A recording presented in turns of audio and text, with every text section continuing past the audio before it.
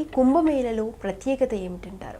అవునమ్మా, ఇప్పుడు మనకి వస్తున్నటువంటి కుంభమేళ మహాకుంభమేళ అనమాట. సాధారణంగా ఏంటంటే మనకి కుంభమేళ అనేసరికి ప్రధానంగా 4 ప్రదేశాలు.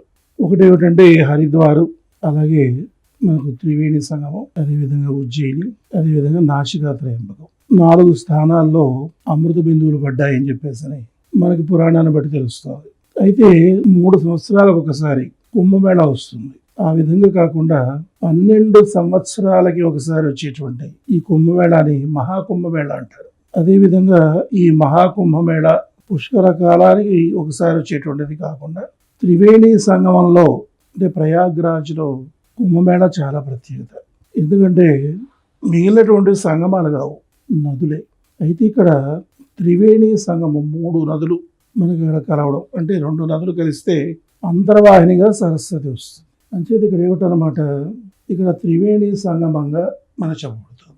సంగమ స్థానాల్లో చేసేటువంటి స్నాన దాన పూజ స్తోత్ర జప ధ్యాన హోమ యజ్ఞ యాగాది క్రతువులకు అఖండ ఫలం సిద్ధిస్తుంది అని చెప్పి పురాణాన్ని బట్టి తెలుస్తుంది. అంచేత ఇక్కడ స్నానదాన పూజ యజ్ఞ యాగాది క్రతువులే కాదు, ఆ సమయంలో మన శరీరం విడిచిపెట్టినా కూడా మరి మోక్ష సామ్రాజ్య సిద్ధి అనేది మనకు లభిస్తుందని చెప్పి పురాణాలు బట్టి తెలుస్తుంది.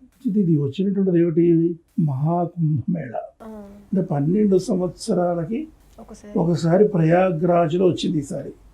ఈసారి ఇక్కడ వచ్చింది ప్రయాగ్రాజ్లో వచ్చింది. అంచేత ఇది త్రివేణి సంగమ స్థానం కనుక మరింత విశేష ఫలంగా మనం చెప్పుకోవాలి. అందుచేతనే పరమ పవిత్రమైనటువంటి మహోత్సవంగా భావించేటువంటి భారతీయులు మరి అఖండ మహోత్సవంగా ఈ యొక్క మహాకుంభమేళాన్ని జరుపుకోవడంలో ఆంతర్యం అనమాట.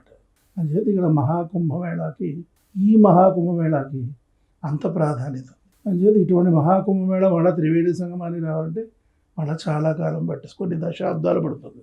అంచేత ఈ స్నానం పరమ పవిత్రమైన స్నానంగా, అత్యంత శక్తివంతమైనటువంటి స్నానంగా, అమృతత్వాన్ని సిద్ధింపజేసేటువంటి స్నానంగా మనందరూ కూడా భావించి స్వామీజీలందరూ కూడా మరి యతులు, సన్యాసులు, సిద్ధులు, యోగులు, తాపసులు, మరి అలాగే మాతృశ్రీలు, అలాగే స్వామీజీలు అందరూ కూడా సిద్ధమైపోతున్నారు.